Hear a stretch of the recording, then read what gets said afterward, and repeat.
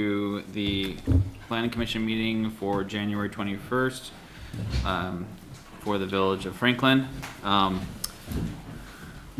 We'll go ahead and do a roll call, starting from the right, going left. Paul Brakeman, present. Quincy Harrison, present. Stuart Wooters, present. Pete Halleck, present. Sarah Greslick, present. Jeremy Werner, present. All right, welcome everyone. Welcome to our code enforcer as well as our village inspector that are here visiting with us today. So looking forward to hearing from you later. So appreciate it. We will, can we get an adoption of the agenda? I would like to, okay, so he already added the budget to the agenda, so we don't need to make a change to that since we actually have material to cover today, but, any changes to the budget? Nope. Can I get a motion to adopt the agenda? Motion to adopt the agenda as presented. Okay, second, anyone? Second. All right, all in favor? Aye. All right.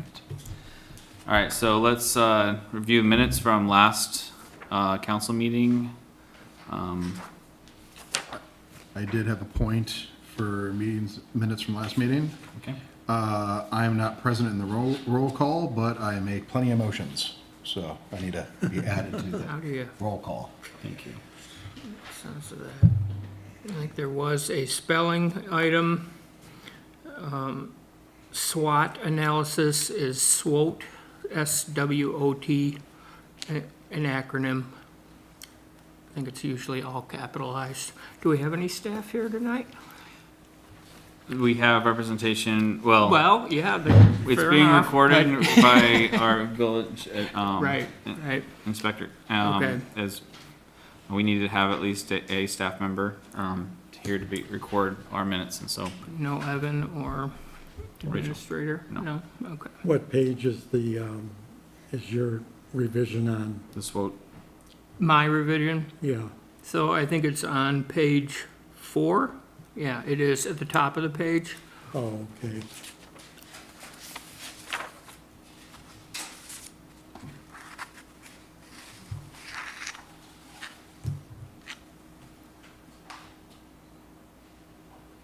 okay. Any other revisions?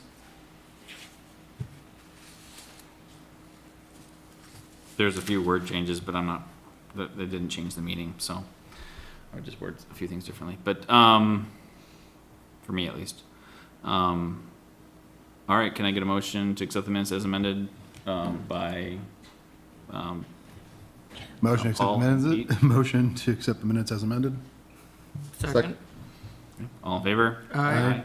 Okay, good. All right, so review of budget. So, we do have a few months of budget to just double check on. As you know, our fiscal year ends in, July. So we were only partway through, this year's, about halfway through, this year's budget.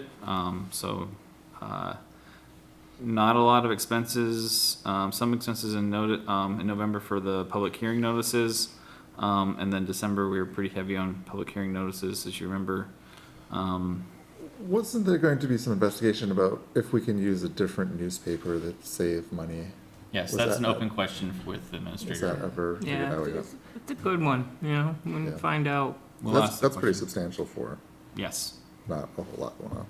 So there are state requirements with regards to the distribution, but like it has to have a minimum amount of public distribution, but Right.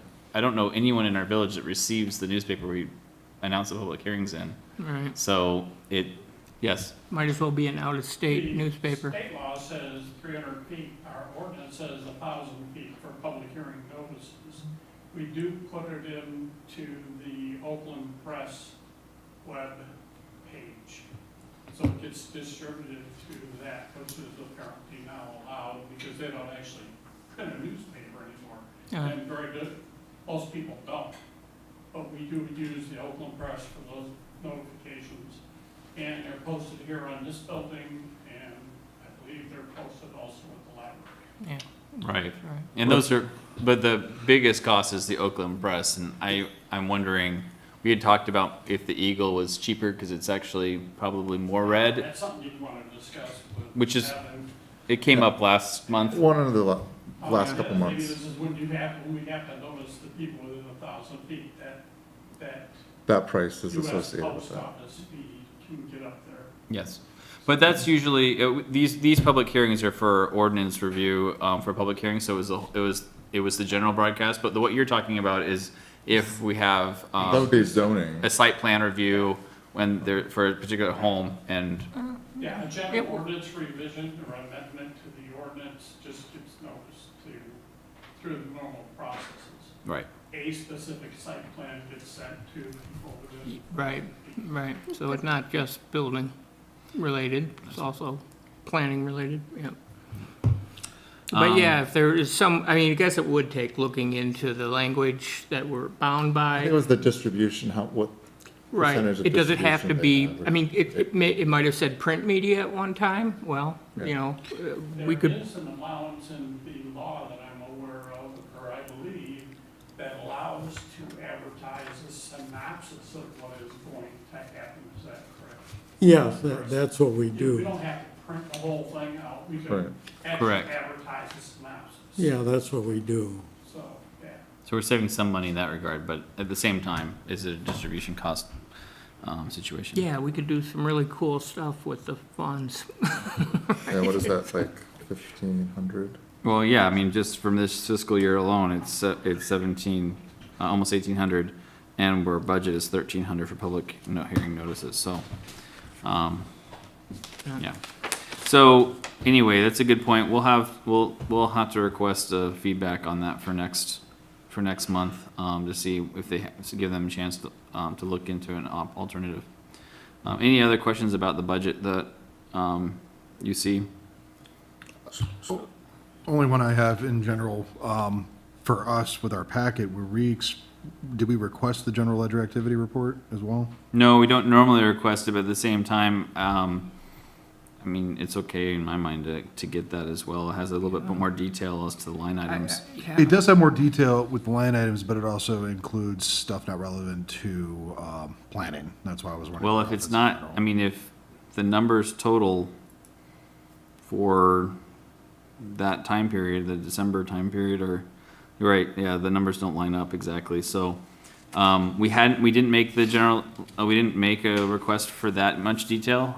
Don't typically haven't gotten that much detail, but you're right, if we can remove any extraneous expenses, that aren't included, or we can just confirm with the treasurer that these are all expenses that because it's actually more than just that, it's October. With October to December, it's including zoning, historic, other stuff, so. But, Just- It could also be, this is an easier way for her to pull it up, so. yeah, probably true. But I think it's really valuable. I'm not saying it's not valuable, I'm just saying, is it? I'm just saying in Right, terms of there's all some this. extra That's stuff all. on there that's not relevant to us, but, I think I would like to see this. I think it's interesting and valuable. I agree. Yep. I know that you can look this information up, I believe, when the council approves, Right. Budget items or ticket items that they've paid checks on, so you I mean- can't, it's just, this is filtered for us, What- or should be filtered for us. Or at least No. for the commissions or something, but, what is general ledger GL, yep. activity? Yeah. Correct. It would be like, I mean, this would be a better conversation with the administrator here, so we can follow up with her later. Not a problem. Any other budget item review discussion points? Okay. We'll move on then for planning commission official report. Unfortunately, trustee Sally won't be here tonight, but I can go ahead and kind of stand in a little bit. The council is working towards a priority plan for their goals, since they've, now have another individual in council, and they've been talking about it since before he joined council. So the intent is for them to create some priorities for the village that they can all align on, and then those priorities will be shared with us, and hopefully direct some of the things that we work on as well. Other than that, I the master plan was not reviewed in the council meeting. Those of you who had a chance to watch council last Monday, not this last one, but the previous, but for this month, it was not reviewed because some of the name changes for the businesses that were listed in our master plan have changed since we wrote the master plan. And so there was an expressed interest from those companies to make it current, since it hasn't been set in stone.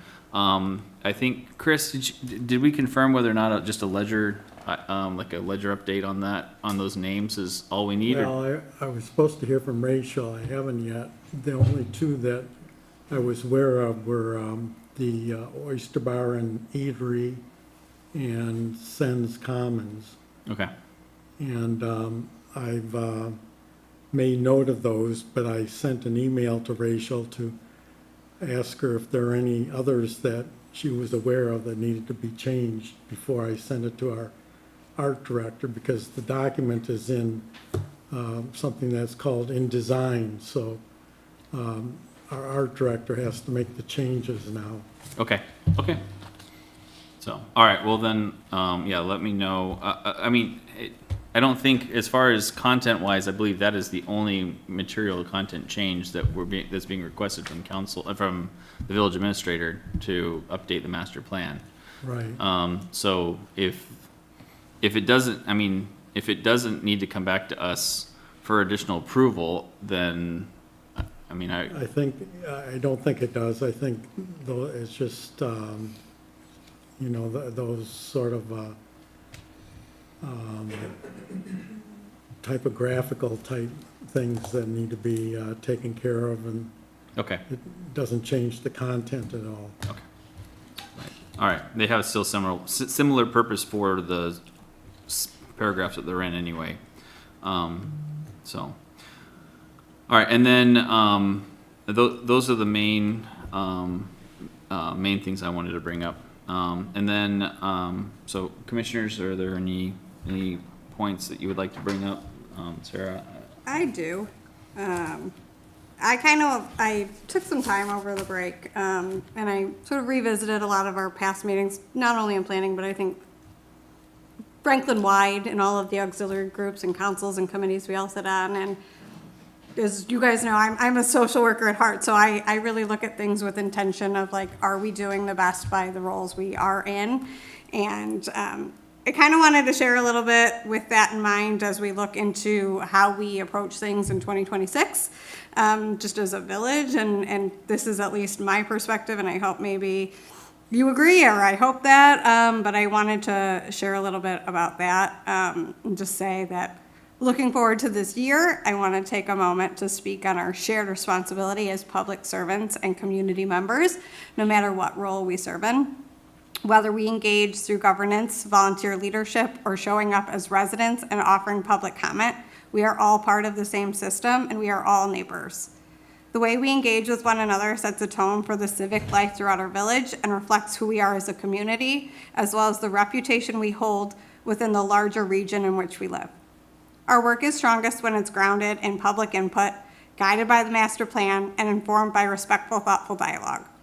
Disagreement is inevitable and necessary, and when approached with curiosity and respect, it helps us understand the full scope of our decisions and make better choices.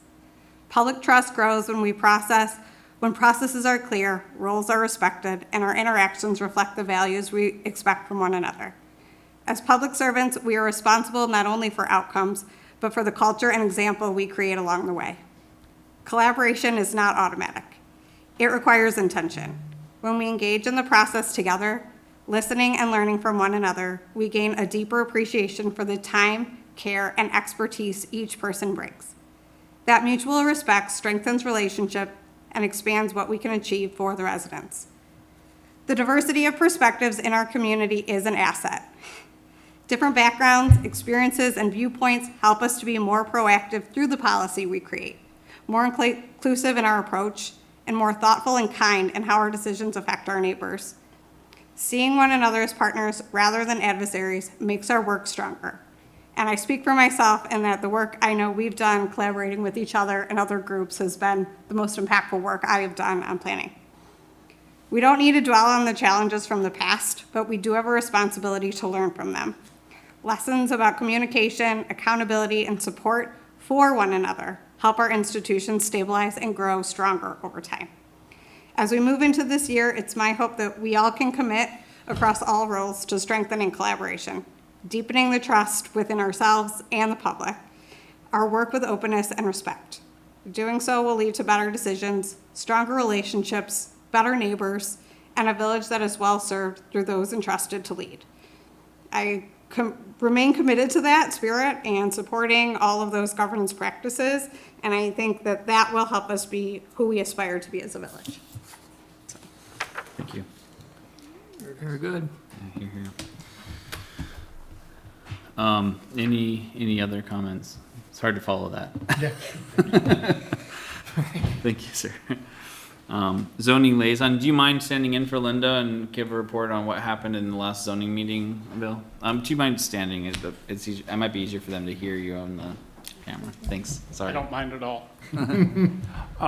There are two issues that are up right now. One is the most recent zoning board meeting. Actually, it was a sign board of appeals meeting.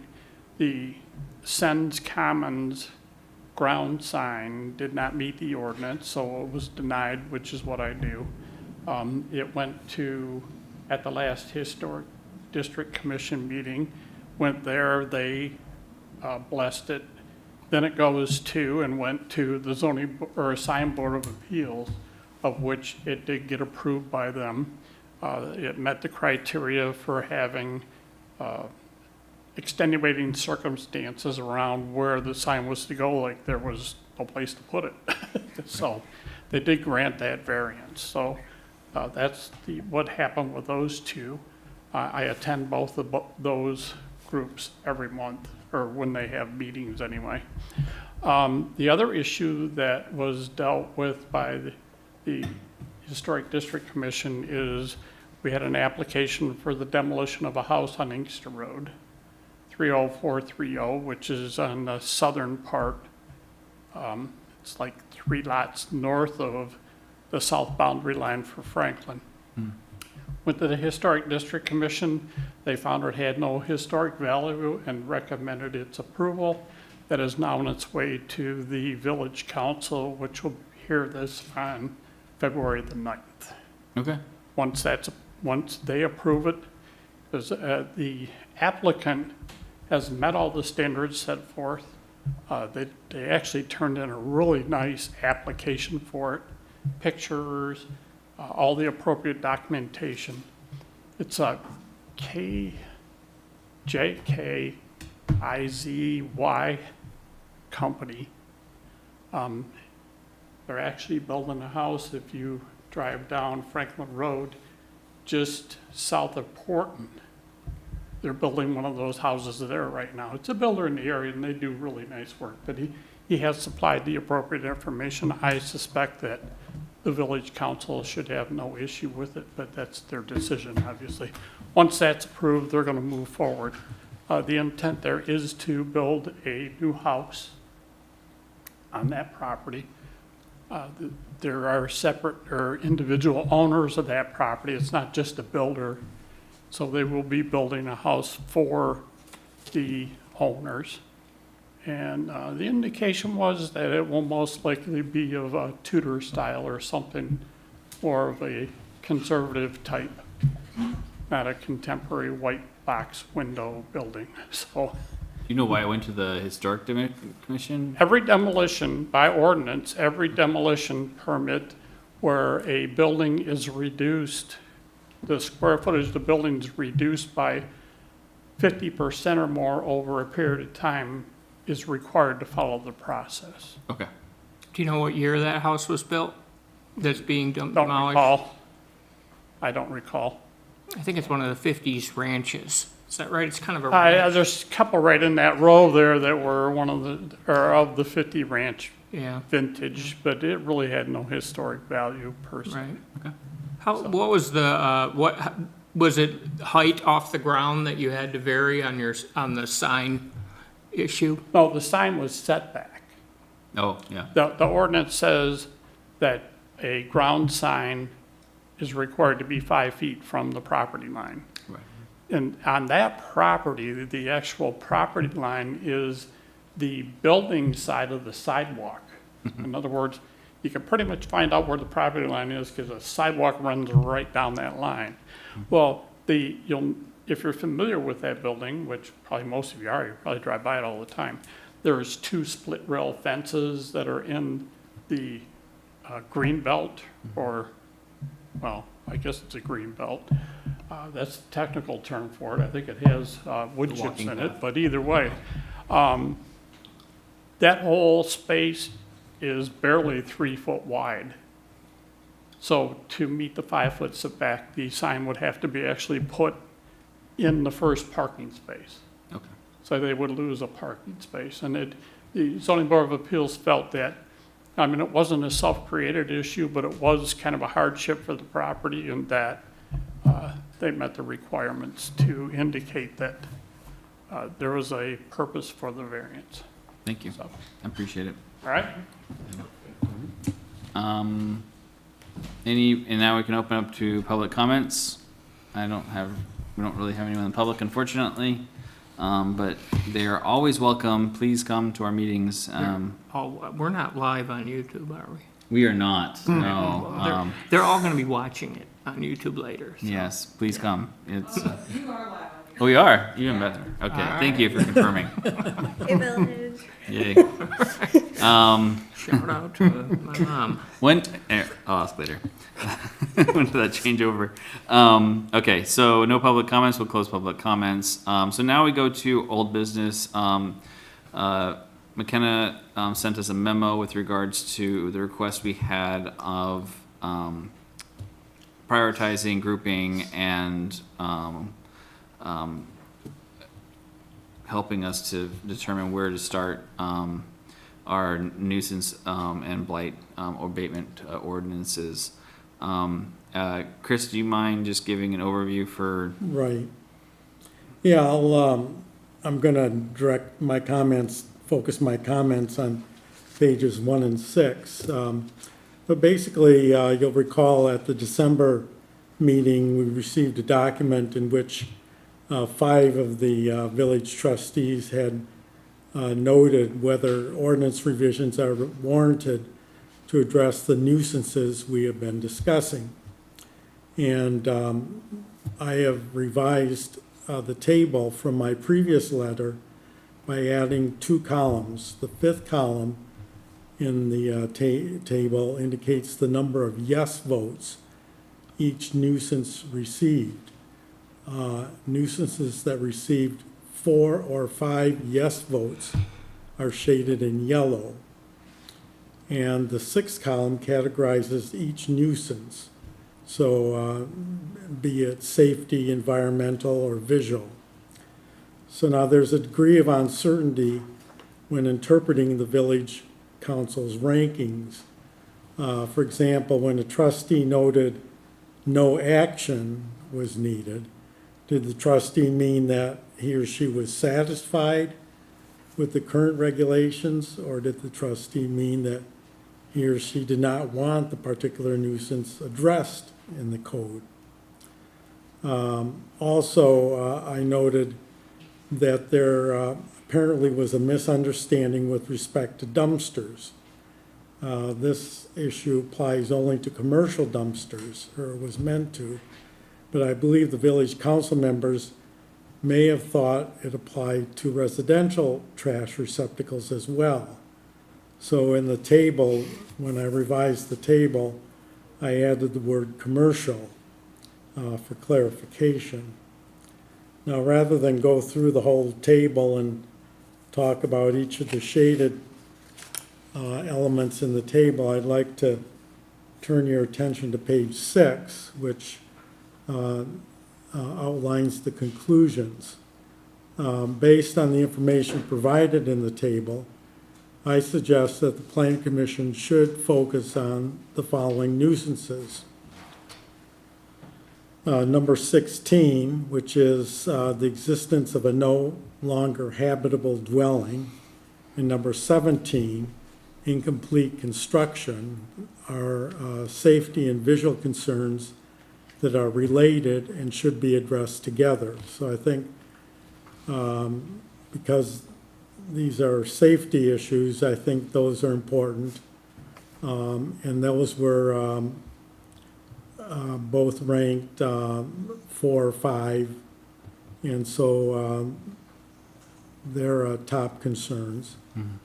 Number 2, number 15, noxious vegetation and long grass growth is a health issue related to asthma as well as a visual concern. And that was noxious vegetation and long grass growth, it's hard for me to say, is one of the issues that brought this whole issue of nuisance to the forefront.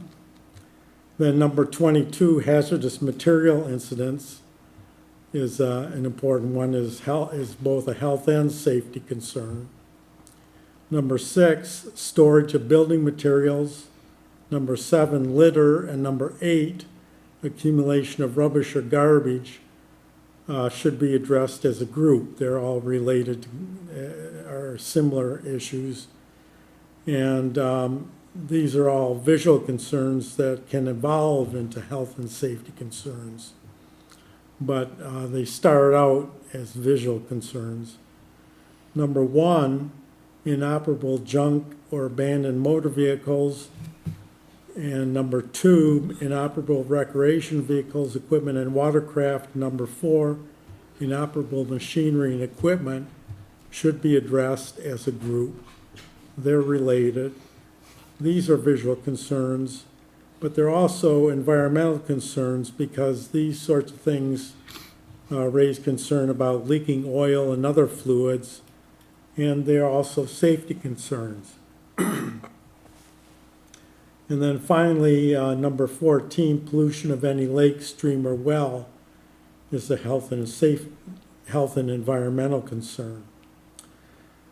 And then, so those are all the ones that are highlighted in the table, are in yellow in the table. Then there are 2 nuisances that I recommend that the village council reconsider because I believe they are of greater importance than initially thought. And number 5, dumpsters. I've clarified in the table that this item applies only to commercial districts, and Franklin's requirements for dumpster screening are inadequate and are seriously in need of being upgraded. And then number 12, dangerous conditions for children. This is one that Sarah had pointed out in her memo. These are essential nuisance regulations. They're found almost in every community's code book, so I was sort of dumbfounded when the council didn't highlight this one. But really should be at the top of the list, really. So those are my conclusions and recommendations. Okay, thank you. Any questions for him before we start discussing priorities for these?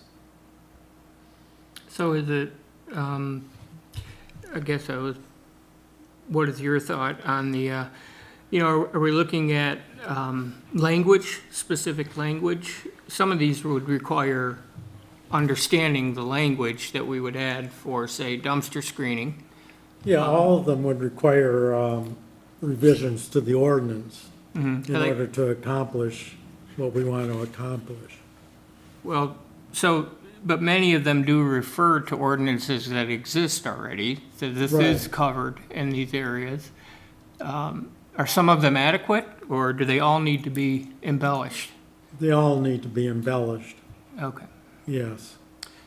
Sarah, since you've done a significant amount of legwork on this, would you feel comfortable proposing priorities based upon the 6 to 8 recommendations that McKenna, for at least how you would see us prioritizing these 8 different these 8 different groups into highest to lowest priority?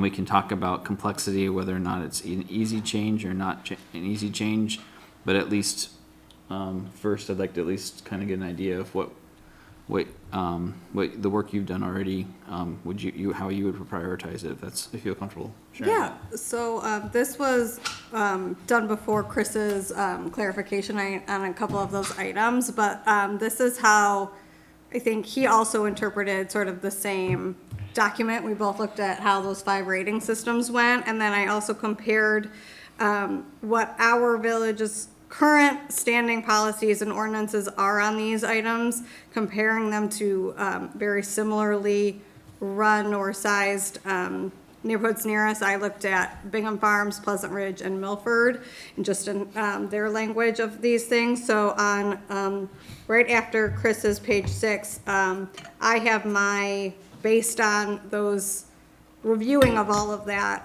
I sort of outlined those high priority items that everyone sort of, the council deemed high priority as also the things that I saw that we can easily just add some like time-bound things in there and make sure that we're just calling out specific things in order to just make sure that these high priority items are addressed. So it is on that next page. I know we looked at like those dangerous conditions we talked about, and I think we can also look at that as part of that, the number 12 that Chris just highlighted, as well as the inoperable vehicles and equipment, hazardous materials, the habitable dwellings and construction, and the accumulation of rubbish and garbage. Those really, I think, paired in with some of the safety issues that I know that the council was looking at, and things that we can really address and give hopefully some meat into those ordinances so that we can make So, safer And communities. just as a guideline for this discussion, we could probably only work on 2 or 3 ordinances at a time, if we're gonna give them the due diligence to be thorough. I wouldn't wanna do more than 3 at a time, barely 2 at least 2 at a time. And so if you were to take this list of 8 and you were to say, which ones should we, what should the first 2 be, what would you recommend? And then we'll open up to discussion. Is that okay? I actually think that this is a great opportunity to ask in terms of like the call-in and the level of which we're seeing these ordinances, maybe deal with some of those, look at the ones that are in that high priority and ask, you as the expert here of like, what are the ones that we're seeing a lot of that we can really, if we can take 2 to make a big impact, I think that would be my priority of just being able to say like, these are the clear issues that we're currently having, let's look at those right now. Okay. Question on the dangerous condition for children. What'd you find on that one that we're lacking? Because that would be maybe. But a we top don't priority. even address it in our ordinance. So that seems like an easy win. Yeah. to add. It seems like health and safety is more important than grass. I guess grass goes to asthma, but like, Grass is part of the health and safety. yeah, so it's like, that one's kind of on the edge, but like unsafe buildings versus screening garbage. I think screening garbage is important, but like, I would think the health and safety, polluting lakes, but there's still several of those. So, Bill, are you seeing, or code enforcement, please, not Bill, Thank you Please. so much for being here, by the way. Sure, my Beth. pleasure. could you state your name, because if we're live. Sure, I'm Don Vogren. Thank you, Don. Code Enforcement Officer. Appreciate your comments, Sarah, thank you. Because it really is a neighborhood, we're neighbors. So, all this stuff we're gonna do for black and white, code enforcement, I use a softer hand usually, so we can talk about priorities, but just because we have an ordinance doesn't mean I'm banging on the door day one and saying you've got to get that thing out of there today. So, Right, right. I try to use, common sense and a softer approach. But going back to the comment, as far as what we see a lot of is the pods that hang around for a long time. If there's a project that Bill has a permit on, start, end date, yeah, okay, that's explainable. But some are going on for forever. They're just considered, I consider them to be accessory buildings without a permit. And, but that's not the way the code is written right now. So I'd like to get them, Yeah, that's actually not, I mean, we don't really have it called out exactly on our list clearly, but yeah. just like a RV, just like a boat, their trailer, those are pretty clear. And I've had really no problem once I call out to somebody, they've got to go, almost always they go. So whether they're operable or not, to me, they're visually the same. So they should really, yes. I guess for my better understanding, when you refer to pods, my mind thinks. The moving The moving containers. pods, like Yes. U-Haul and they put on the Yes. property? Okay, okay, that's what I was thinking. Right. So you mean related to construction? Usually, but in some cases, people have used them kind of to move my things out of the house, to get them out of my way. spare I don't want to bedroom. rent a storage unit someplace, so I have it on property. Okay, yeah, that is about And they don't look good, No. you know, for an extended period of time. So I'd like to see that dealt with. As far as the dumpsters, we call them rubbish containers, which is an old term that doesn't really mean what we want it to mean. Dumpster should be the selected word, I think, and make sure the words indicate you can't have a dumpster if you're not in the commercial district. You can still see your trash cans next to your house. I'm not gonna suggest we need to police that, because a lot of people have their trash cans visible from the road. If we wanna go there, that's gonna be a lot. Right, but then a construction dumpster or anything that's used for Right. large, Which falls those under, I should think tie our to pod's a- also similar. They should tie to a project, you know, and not just, I want them for, Right, you know, permanent use. okay. We've got some of that. As far as littering and blight, to me, I wouldn't put that at the top of the list, just because I think littering captures a lot of that. And I have dealt with some residents on a littering basis that is, for all intents and purposes, was blight related. But going back to the neighborhood concept, there are people that are not necessarily mentally 100%. So I've got to, again, the soft hand, the trying to understand their perspective, the trying to, you know, get compliance without coming across as a, you know, a tough, you got to do it or else. I take it personally to try to get it done without a ticket. I do write tickets, but I don't. Right. You kind of write your own. So, I understood, with enough warning, yeah, they should be able to take care of it. exactly. So, you know, those are the two big things right now that I would say if we can get that addressed. And then anytime we change it, I think we need to spell out how far back are we gonna go and say this pod was there. I can show you pictures, it was there on, you know, this Right. date 2 years ago, but if the ordinance doesn't spell out how to enforce an item that's been there too long from the past, Just from, I don't know if you've looked at other communities or seen other communities, how they handle it, but is there a set duration that you've seen or heard of from other communities with regards to those type of pods or moving pods, like a week, a month? again, I would tie it to a building permit duration. Okay, And if- Or a time period by which somebody's getting ready to move or has just moved in and they're unloading. But the same thing with your recreational vehicle, you're allowed X amount of hours for the getting it ready and getting it unready when you get back. right, right. There should be a time frame involved. Pods, I think, Don was using as a Like Kleenex. typical what we see, but, I work with numerous other communities, and I just worked with one that just, made shipping containers a non-allowable, product to get a yard in a residential district. Were they using those for building structure, or are they using them for just storage? Just storage. Like Don said, they end up being that for, Okay. because they don't wanna buy a shed, or they don't wanna spend the money for a nice looking building to put their stuff in. Actually, Independence Township has one very specific, as recently as a few months ago, I helped Springfield Township get an ordinance that, makes those, to be in violation of the ordinance, they don't allow. Not even for moving or, Given that X amount of period of time. You get Okay. 72 hours or, Okay. you know, a week or whatever the case is. But you know, is the distinction between a shipping container and a pod,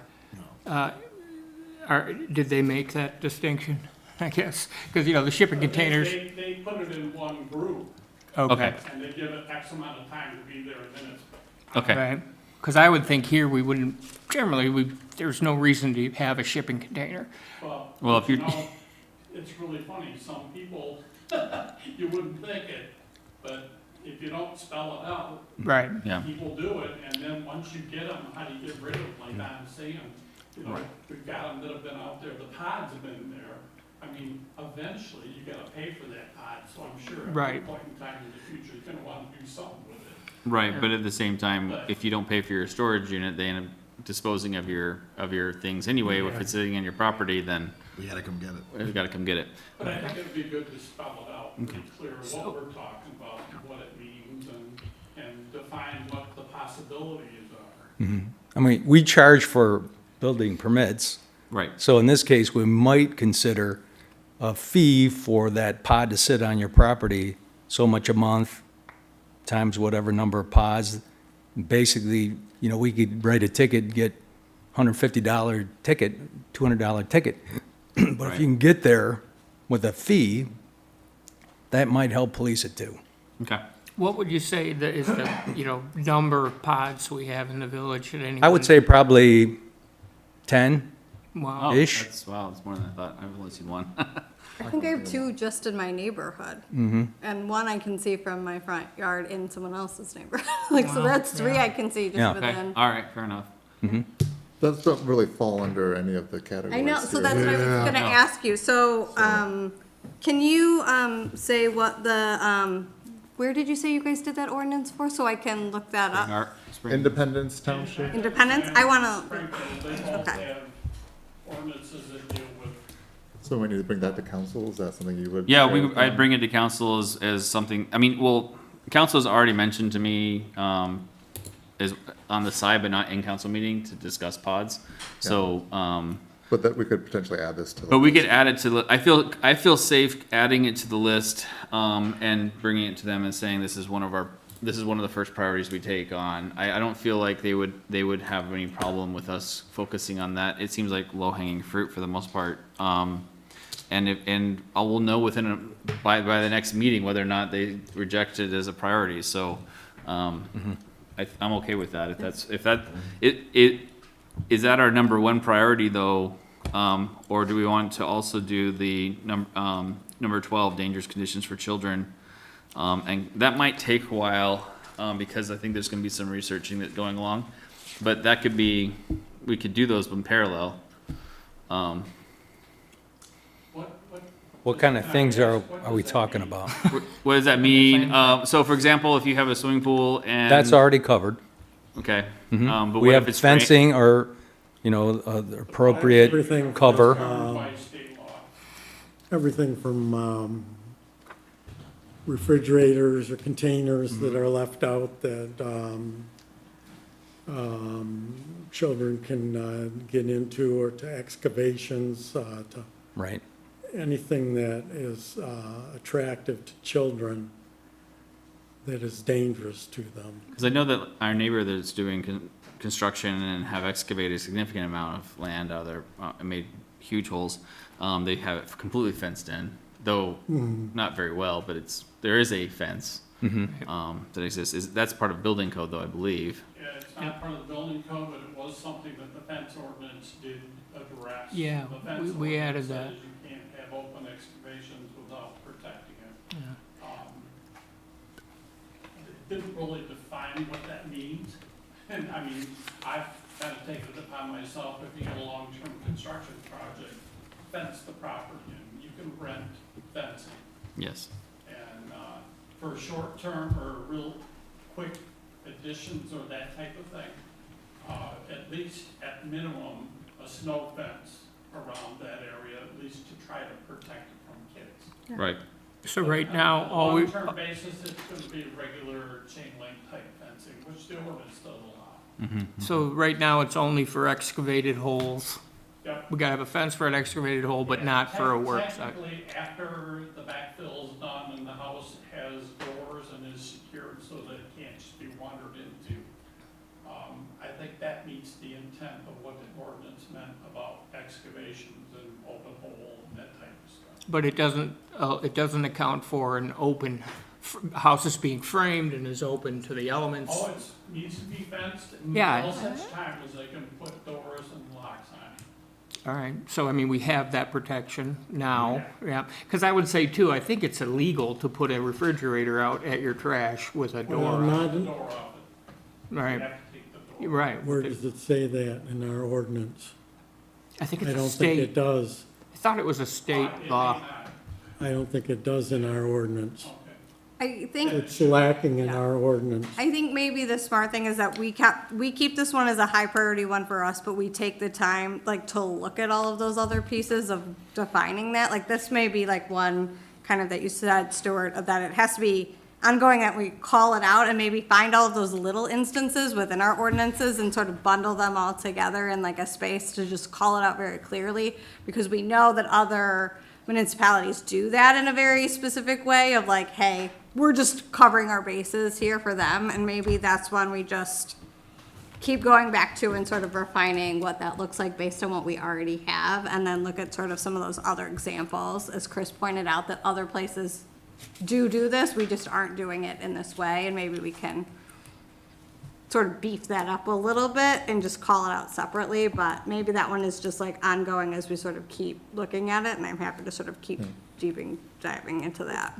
I mean, it seems like we don't want to take the ordinance out of the fencing section and put it into a child protection section, so it almost might be, we might just reference other areas. Yeah, but like Yeah, pulling but all like- of those instances, so that All way the we can instances, easily yeah. say, I think, there's something I think it's like, it's easier if you just say like, yes, please reference this here, than someone having to dig through the ordinances, because ours, the way they're set up on the online platform, isn't as easy to search through as many of the other places that I looked at. Like, you really had to know what you were looking for. It's not like as accessible. So would just say like, you want it to be easy to find and understand. I think the terminology makes it most difficult, because we do use American legal for our codification of the ordinances. And up the top of their site, once you get into the Franklin one, there's a search thing, and I do it all the time. You wanna know about a fence, I just type in fence, and I mean, it's, the whole thing's there. So, I mean, not to discount what you're saying. No, I'm saying, like, if you don't know, like, if a resident doesn't know how to do that, is what I'm saying. Oh, I Like, get that's, calls all the time. I'm just saying accessibility wise. I'm forever explaining to people how to use that system, and when they get done, they go, wow, that's cool. Yeah, yeah. We're in the process also of getting some of the ordinances that hadn't been included correctly into American legal done right now.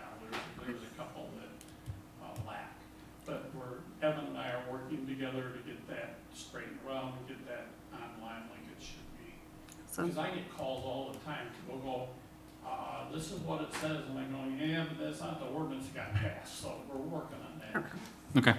So, good to know. All right, so just opening it up then, so which two will we prioritize and take to council? Given this list of the priorities that we looked at, what are the first two we want to work on?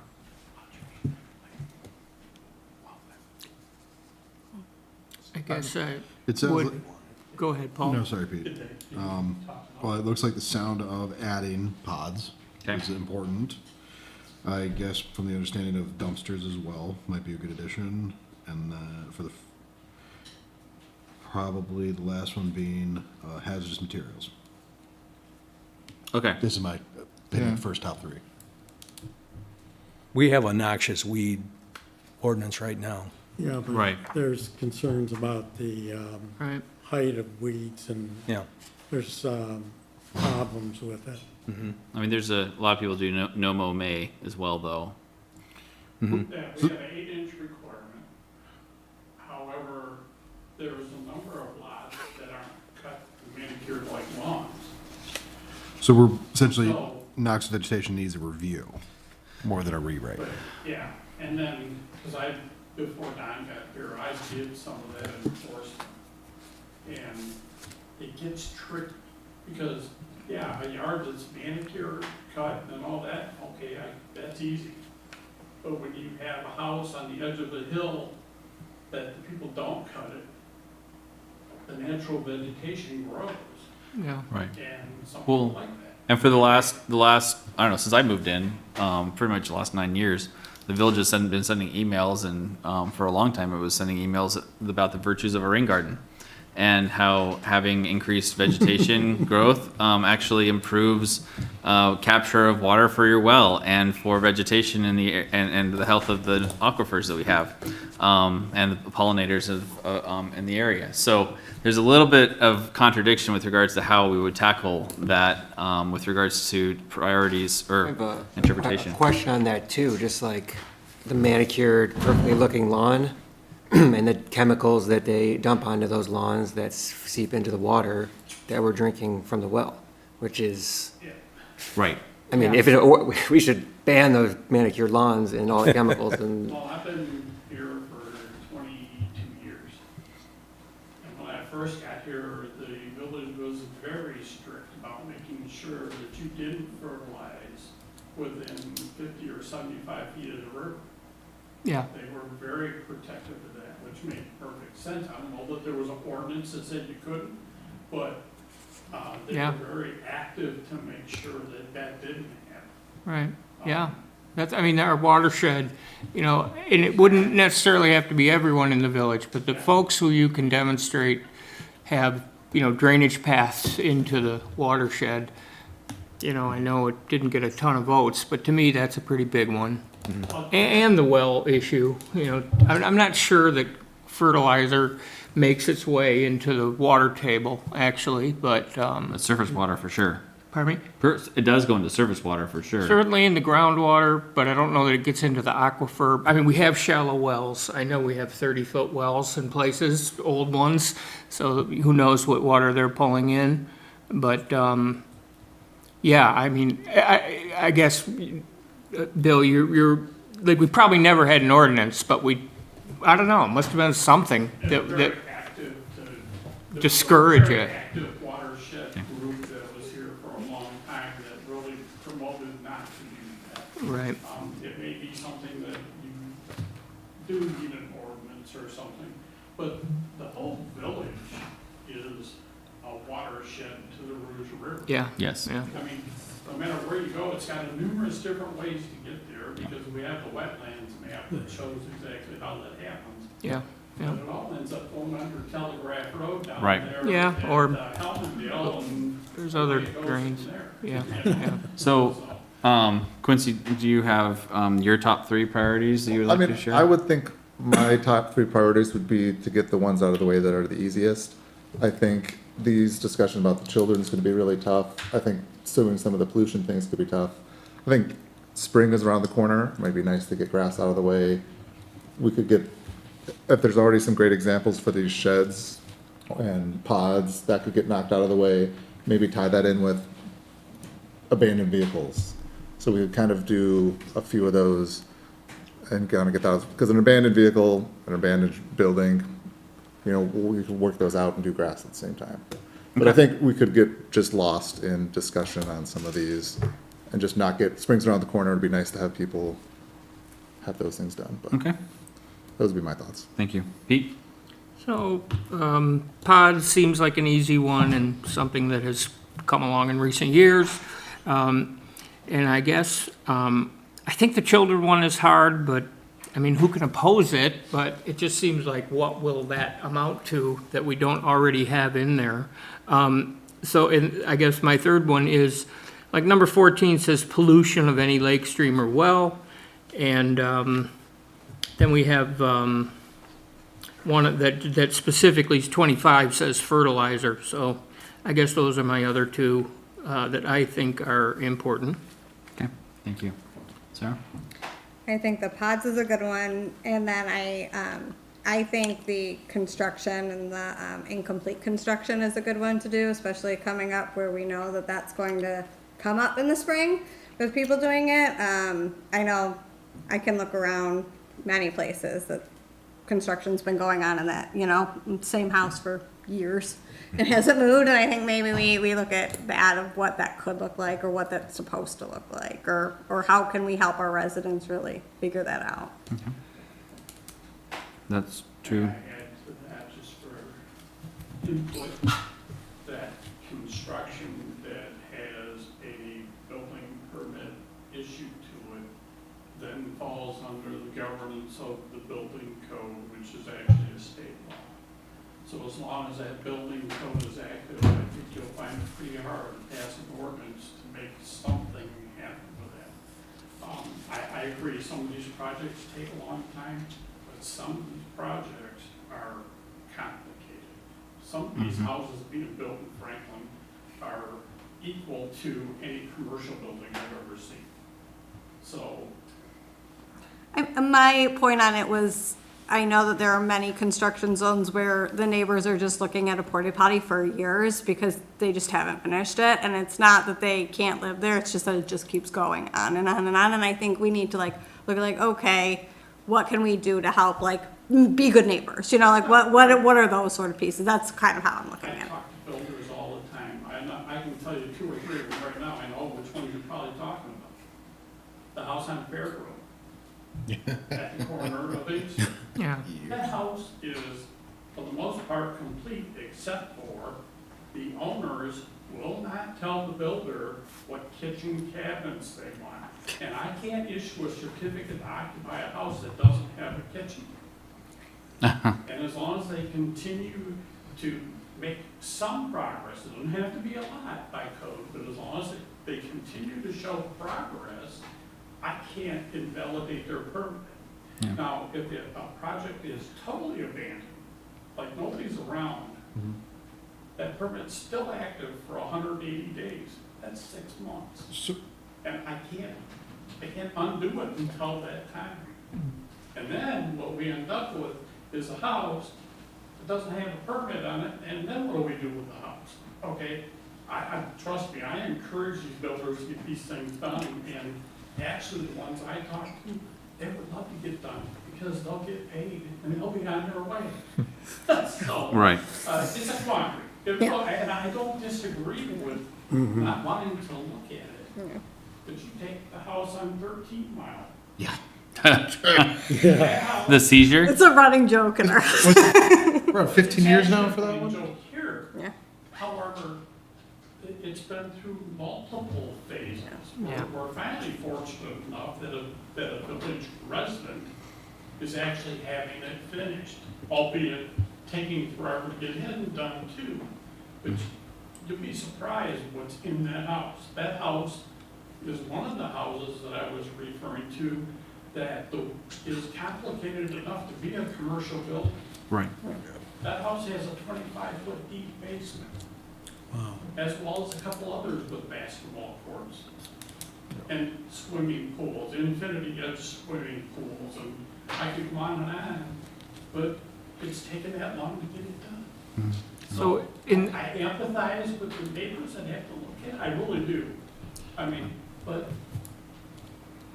they're working on it. yeah, and Chris, I got a question for you just about, Oh, can we get Jeremy's priorities real quick? Yeah, 'Cause sure. And then we can go Yep. from there. I think the child one is a sensible one to try to add, if there's anything missing.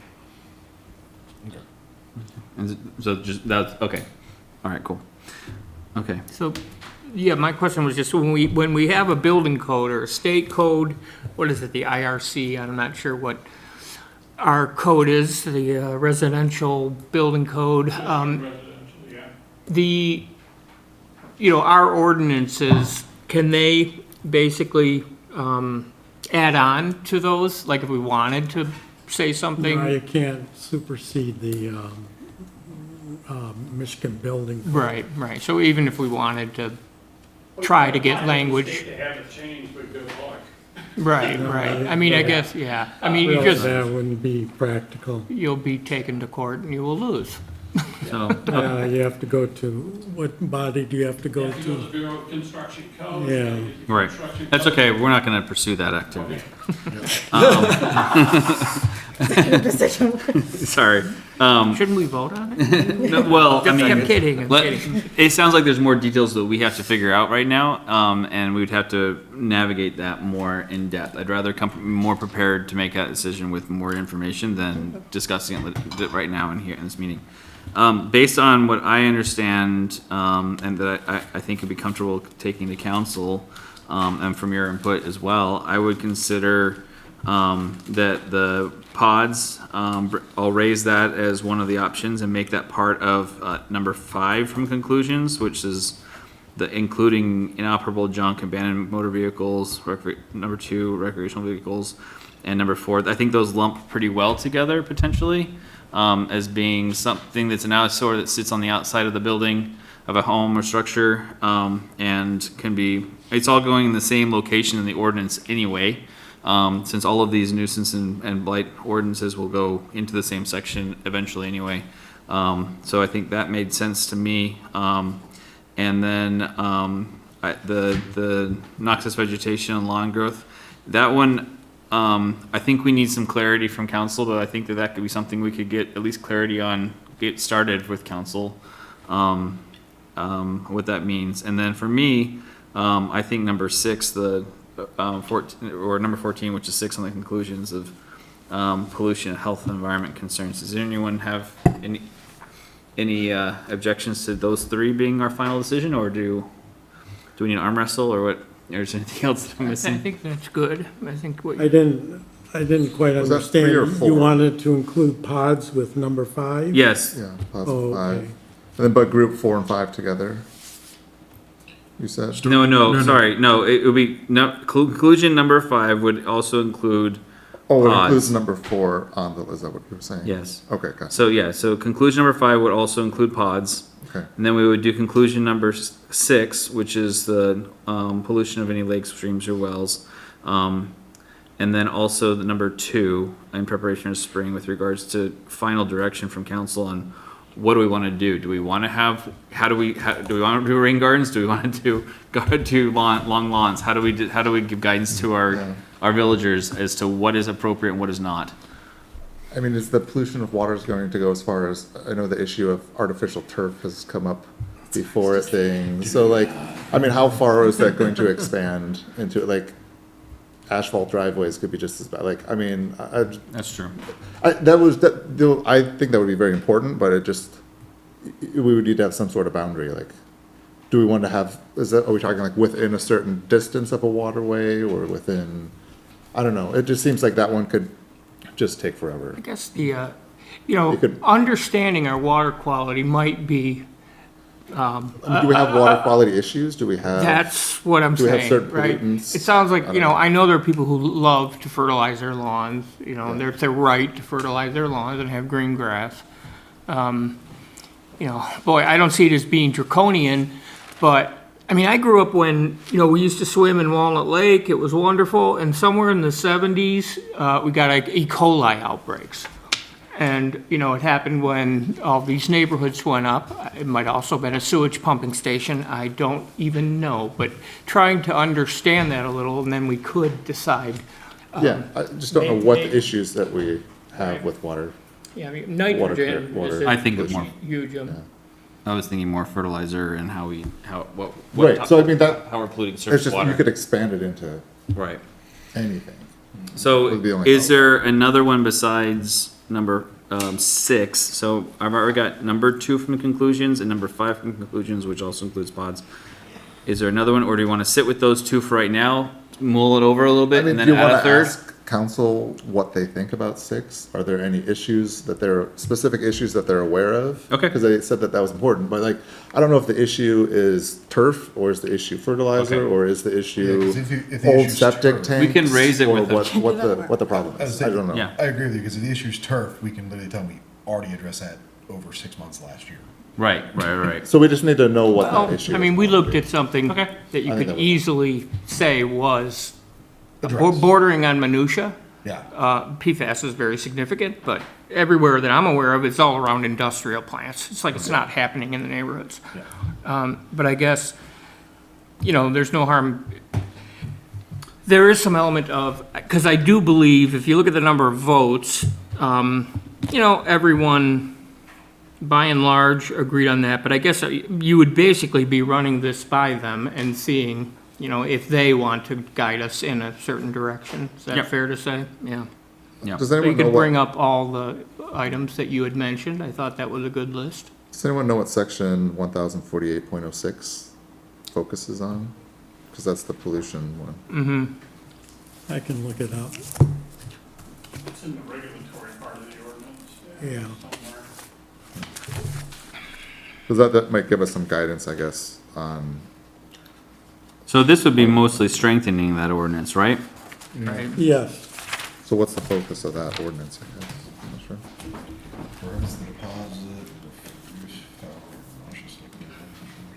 What was the code? What was the, Well, it just says that it was yes in section 1048.06. 1048? Well, the cliff note of it on the row there, basically just how it reads to me is, don't dump anything in a direct source of water, is how it reads.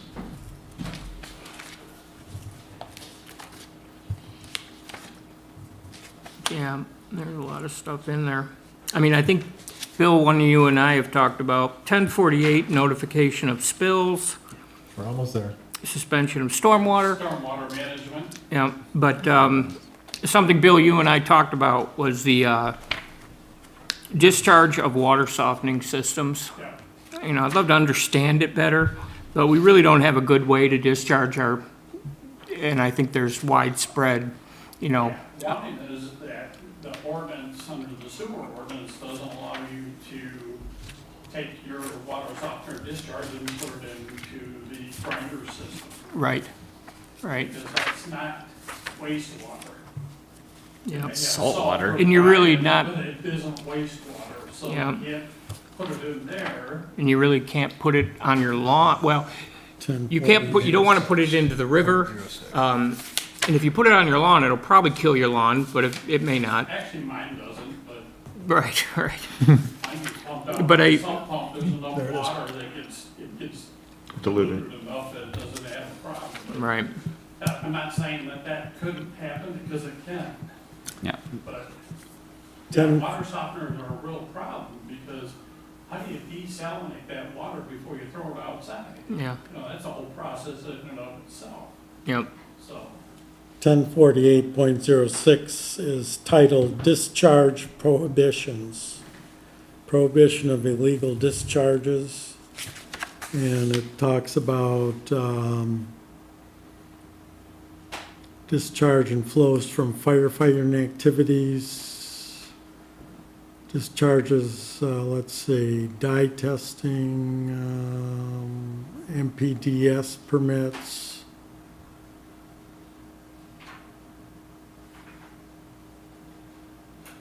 And it does talk about,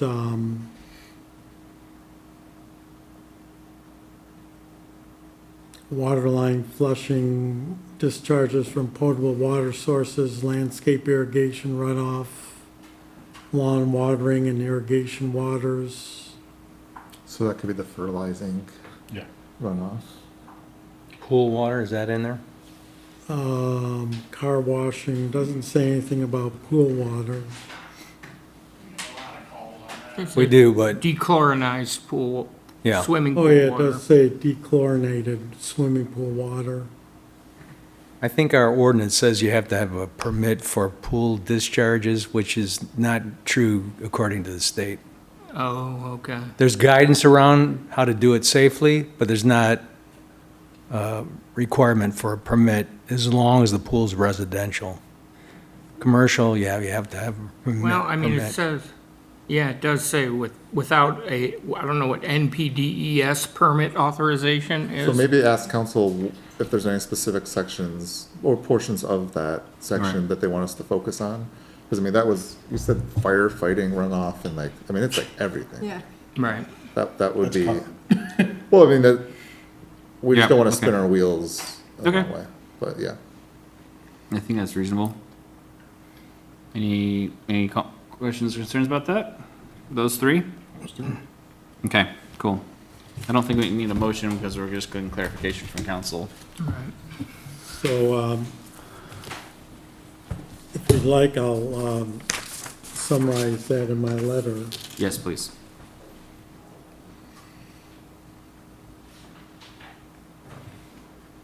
Okay. Then we will, the next point of business would be, our upcoming meeting is going to be held February 18th, 2026 at 7 PM. I have one other piece of business. Sure. We usually do an annual report, which is required by law. Okay. Would you like me to put that together for the commission? Yes, please. Okay. Yes, this is our third year doing it.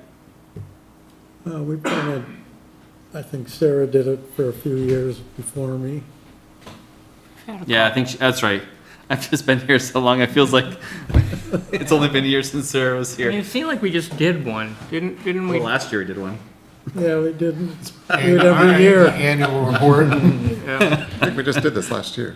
Feels that way with the master plan too, didn't we just do that? Right. We Yeah. still haven't Yes, gotten please. it So that we can present to the council. Actually, I think it was summertime, I remember, but you added the You picker. see They where did, it goes, yes. remind her. That was very important. But I to think me. that was in the summer. Yes, I it will. was important though.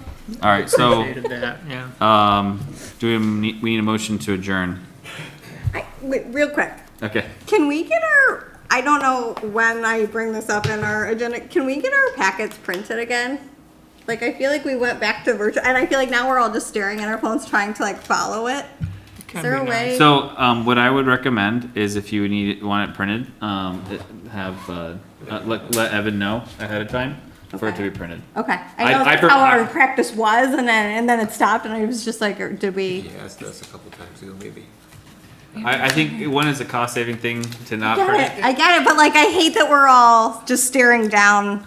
It doesn't feel as. Well, I would be engaging. looking at the packet if I had it in front of me, but yeah, Yeah. I can make Okay, notes. I will ask him at least for me, because Okay. I'm a paper person, if you can't tell. We were just talking about that. We were just saying where are our packets? Where our packets, like, I don't think they're like, oh. It's like, oh, really? Okay. I'm sorry, my preferences are not to print them, but that's, if you want one, then please let Evan know. I like the paper. Can we get a motion to adjourn? Motion to adjourn. Second. All in favor? Aye. Any opposed? All right, you're staying here if you do. Good job, team.